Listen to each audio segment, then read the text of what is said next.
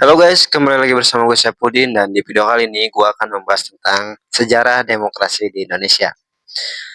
Tapi seperti yang kalian tahu ya, Indonesia sekarang sedang tidak baik-baik saja ya. Agustus lalu ada demo besar-besaran di mana-mana dan yang paling sedih ada korban jiwa juga.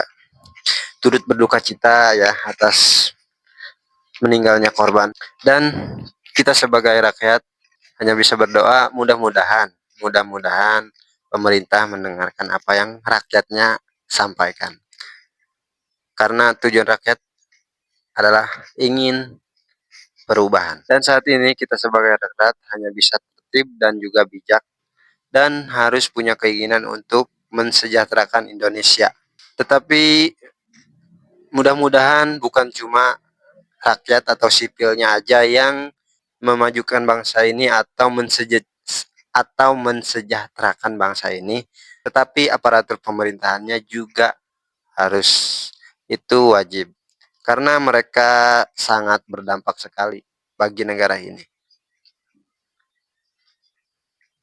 Ibaratnya begini guys, ibaratnya negara ini adalah kapal yang besar dan pemerintah itu nakoda dan awak kapalnya. Kita sebagai penumpang harus taat juga, harus bijak.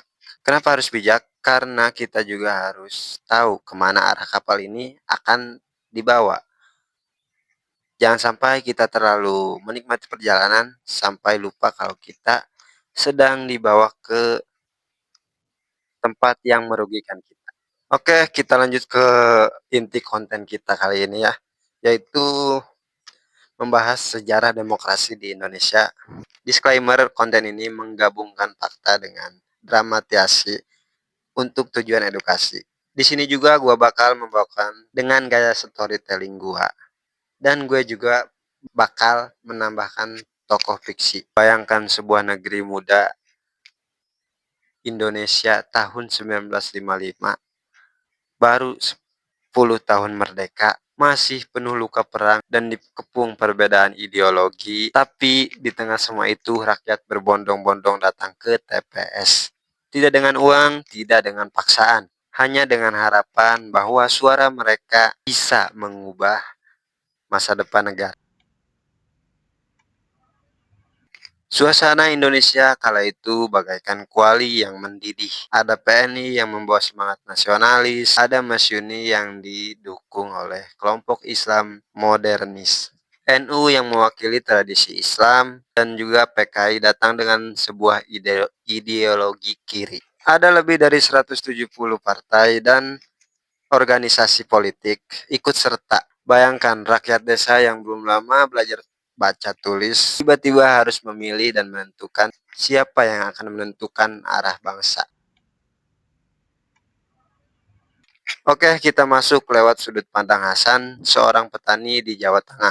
Pagi itu ia berangkat dari rumahnya sekitar 3 kilometer menuju TPS. Di tangannya hanya ada kertas suara besar yang berisi gambar partai dengan warna yang mencolok. Hasan tidak benar-benar paham politik, tapi ia merasa bangga karena untuk pertama kalinya dia menentukan arah negara. Di TPS itu ada ibu-ibu dengan kebaya yang lusuh, tentara muda dengan seragam yang sederhana, dan anak-anak yang berlari sambil menonton suasana seperti pesta rakyat.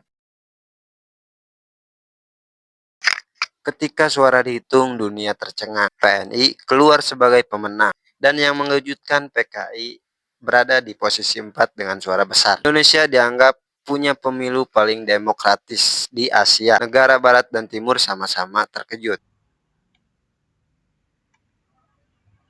Namun keindahan itu tidak bertahan lama. Parlemen penuh dengan pertengkaran. Partai-partai sibuk berebut kursi. Dan kabinet jatuh bangun hanya dalam hitungan bulan. Demokrasi yang baru lahir menjadi rapuh. Hingga akhirnya politik Indonesia terguncang lagi oleh pemberontakan, konflik ideologi, dan pada akhirnya runtuh pada peristiwa 1965. Pemilu 1955 pun hanya tinggal kenangan. Seandainya semangat demokrasi pada tahun 1955 itu bertahan, mungkin sejarah Indonesia berbeda. Apakah kita akan menjadi negara demokrasi terbesar pada saat itu, atau tetap terjebak dalam bayang-bayang kekuasaan tunggal? Pertanyaan itu masih menggema sampai saat ini. Oke, hanya itu yang bisa gue sampaikan di video kali ini. Disclaimer lagi, gue bukan ahli sejarah dan gue juga bukan ahli politik. Gue hanya berbicara apa yang gue tahu. Tidak ada niatan apapun atau tujuan-tujuan tertentu. Gue hanya bikin video tentang edukasi. Sampai jumpa di video selanjutnya.